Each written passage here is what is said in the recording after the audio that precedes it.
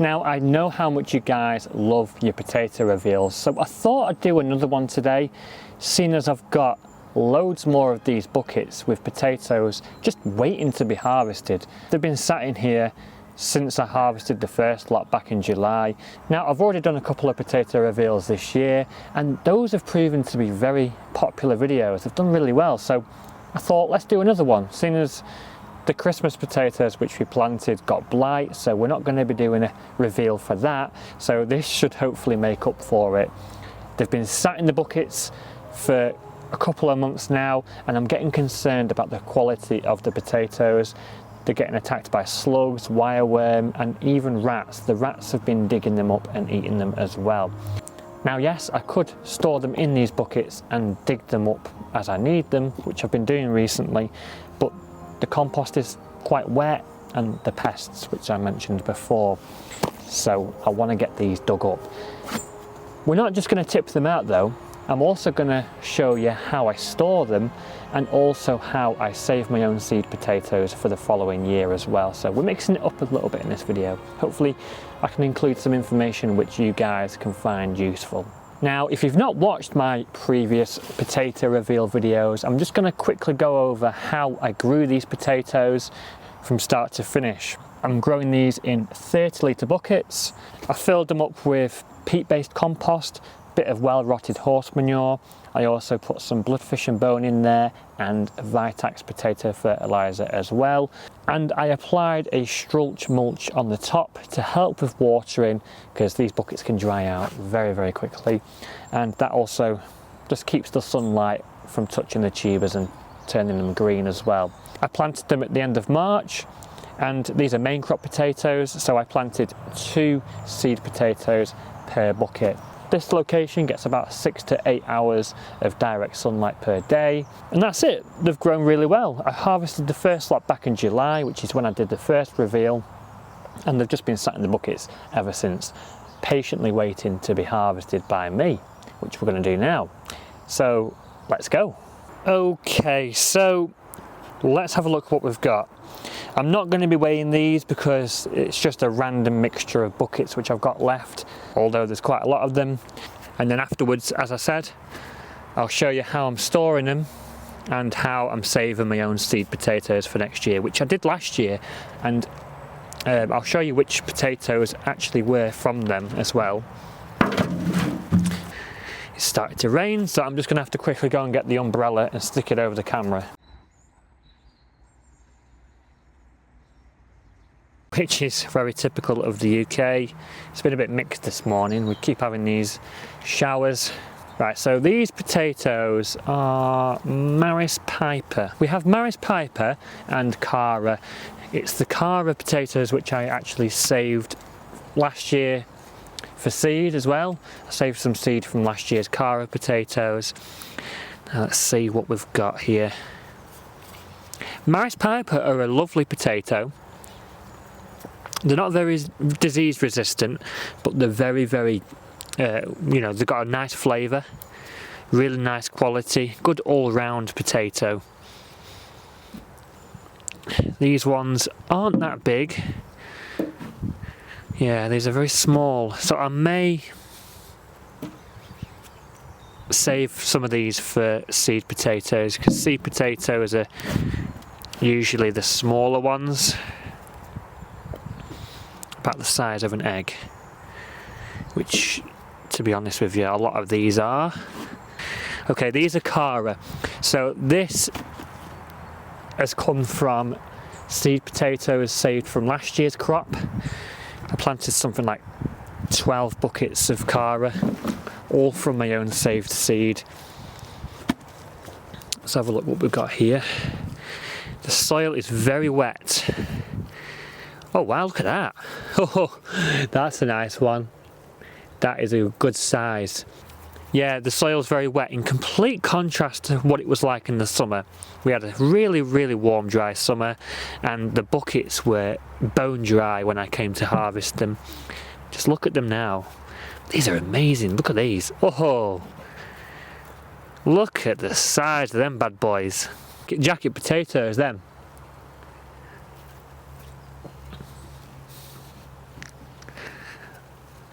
Oh yeah, these are nice. Let's look at them. Absolutely stunning.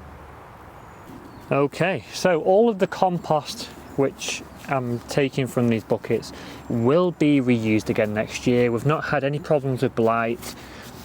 What I will do is though, I'll make sure I add some fresh compost to them, you know, well rotted horse manure, things like that, bloodfish and bone, potato fertilizer.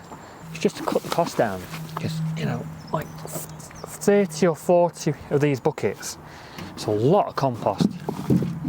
Can't afford to be buying that much compost every year, that's just ridiculous. Some more Cara potatoes. I must say, these have been my favourite this year. They have performed the best. And interestingly, it's from my own saved seed.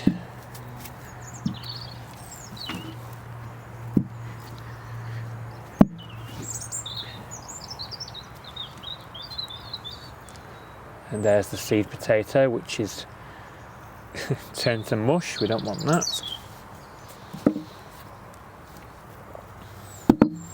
Yeah, a little bit's gone green there. Gotten too close to the surface and the sunlight's turned them green. That's fine though, you can just cut that off and then eat the rest of the potato. Okay, some more lovely Cara potatoes. This is Cara again.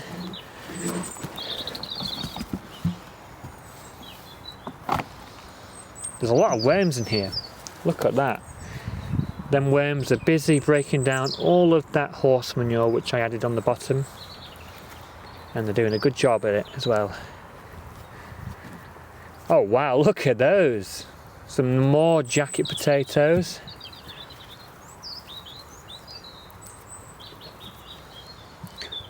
Oh yes.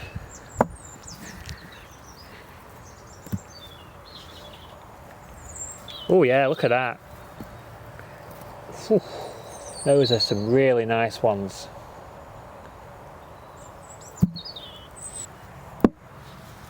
I just love the purple eyes as well. They're just a gorgeous potato.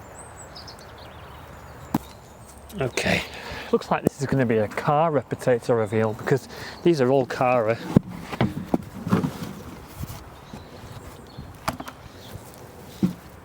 Oh, look at those.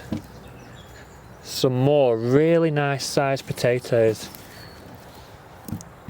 I'm getting bigger potatoes than I got a couple of months ago here.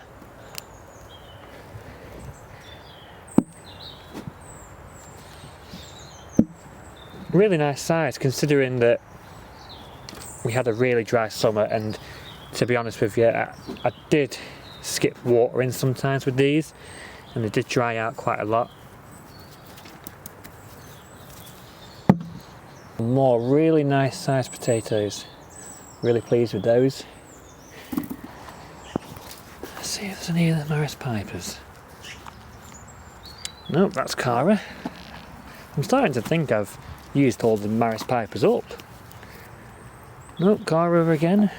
Is that Maris Piper? Oh, we got right, there we go, there's a Maris Piper one here.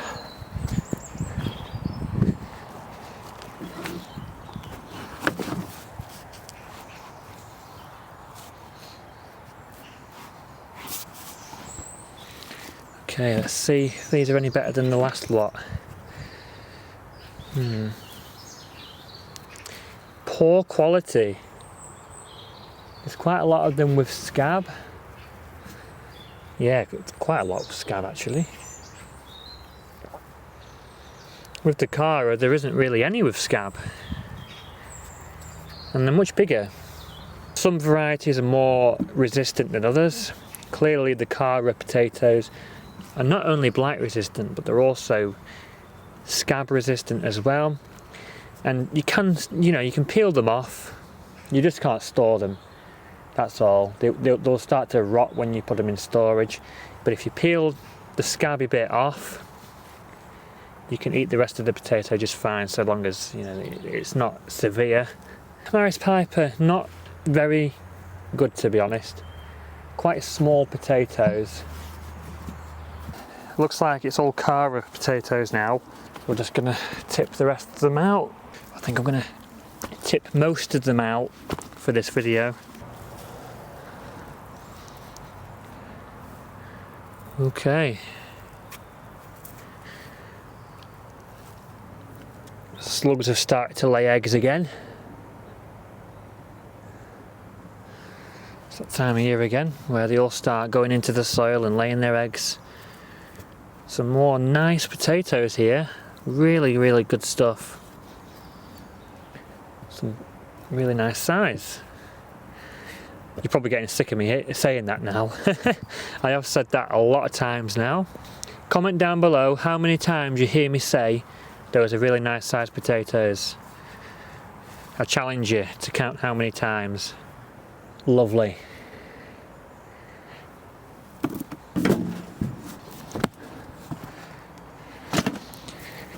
Wow, look at those. Wow! Those are massive.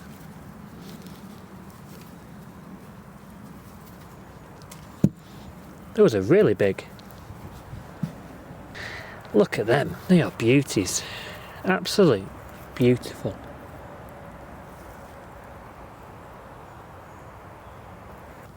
Got a few more Maris Piper here. Let's have a look at them. You know, let's see if there is some decent buckets. You might be surprised.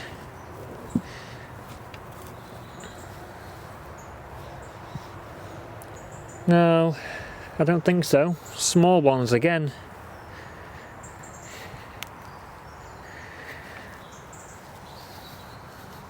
It's definitely a pattern here. Yeah, I'm not growing Maris Piper again, I don't think.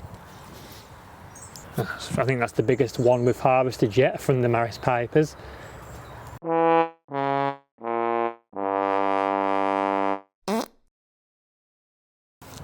Okay, so how many buckets have we just harvested there? 10 buckets I think that was. 9 or 10. And here's what we got from them.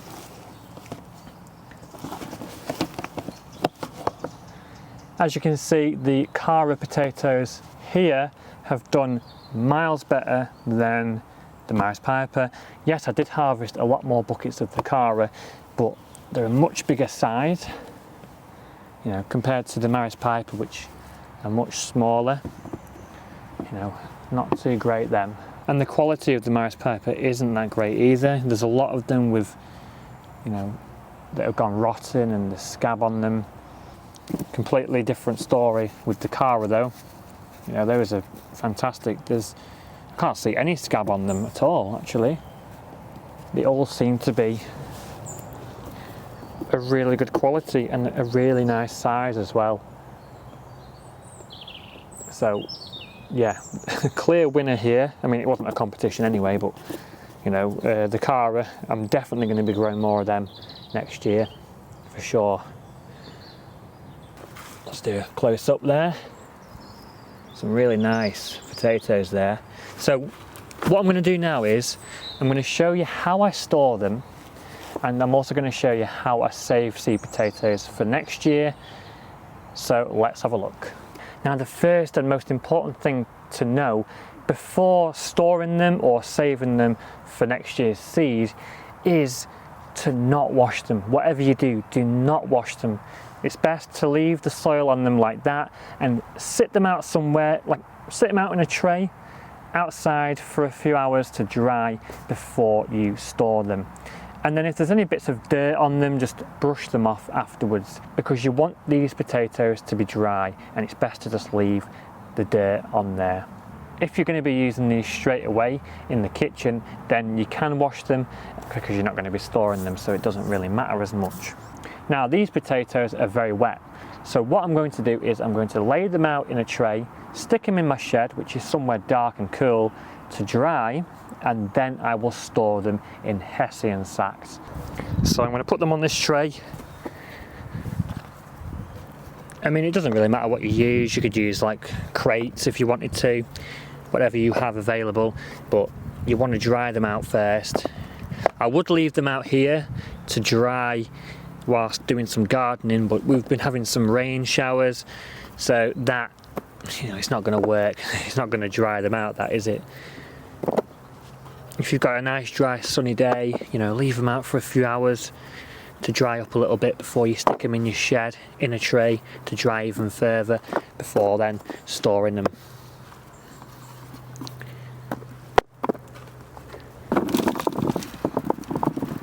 I'm not piling them up on top of each other because they won't dry out if I'm doing that. I want them to be like that, so there's plenty of space around them for airflow. If you were to just pile them up in a tray, they're not going to dry, they're going to rot because they won't be able to dry. They'll just go all rotten and horrible, and you don't want that.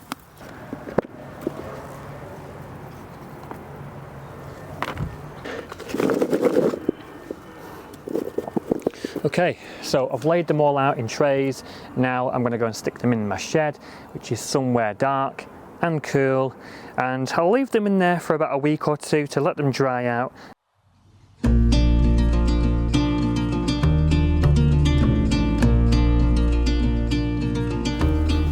Now here are some potatoes which I prepared earlier.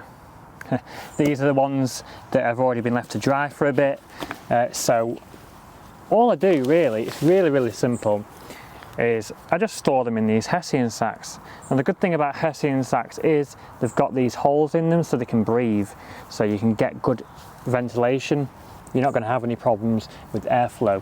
And literally all I will do is, the potatoes have already been dried for a bit, they've still got a bit of soil on them, but that's no problem. I'll just brush the soil off like that and stick them in the Hessian sacks, just like that. It's as simple as that. And I'll just store as many as I'd like to in these Hessian sacks. But yeah, the most important thing here is to not wash them before you do this. And then obviously once I've filled my bag up, I'll just close it like that. These have a drawstring on them so I can tie it up, and then I'll store some in my shed, which is cool and dark but frost free as well. You don't want the frost to get to them. Or I'll store them at home in my pantry ready for use in the kitchen, which is somewhere relatively cool as well. But it's important that they're cool, dark, dry and frost free and well ventilated as well. That's where the Hessian sacks are good. And this way they'll store for many months. If you store them in your kitchen where it can get quite warm, they will start to sprout quite quickly, or they'll start to go dry, they'll wrinkle up because they'll be losing moisture. So that is how I store them.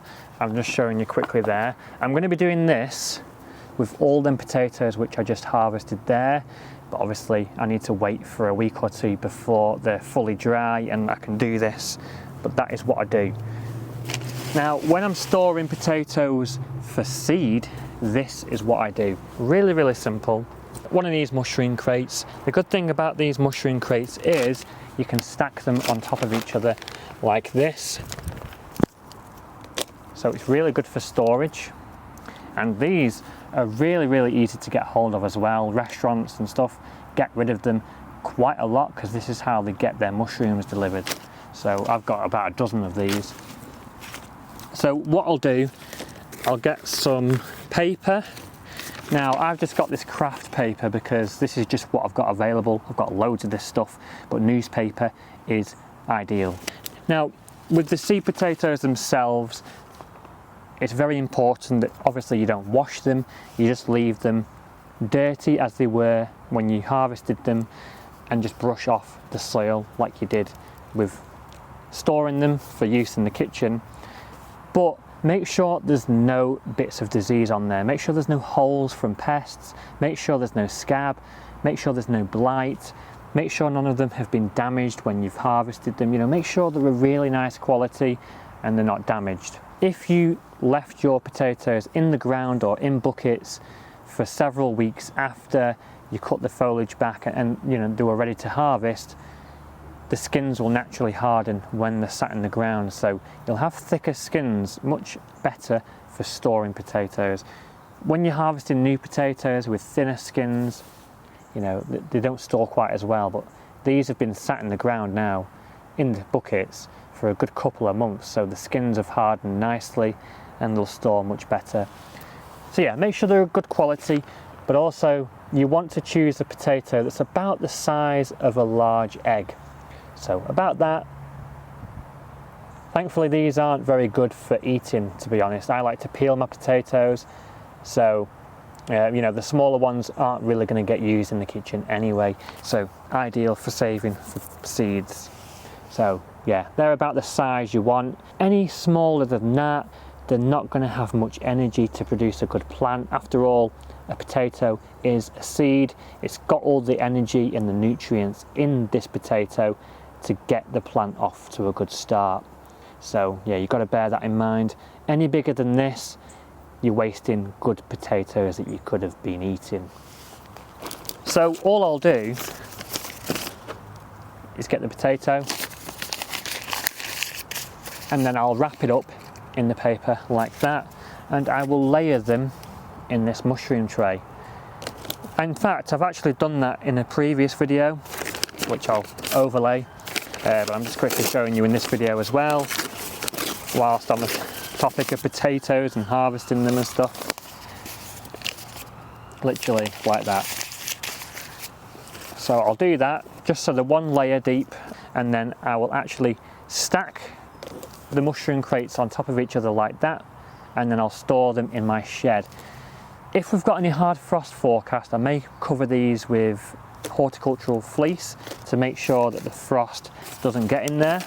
If these potatoes come into contact with hard frost, it can affect them, and you know, it can destroy them.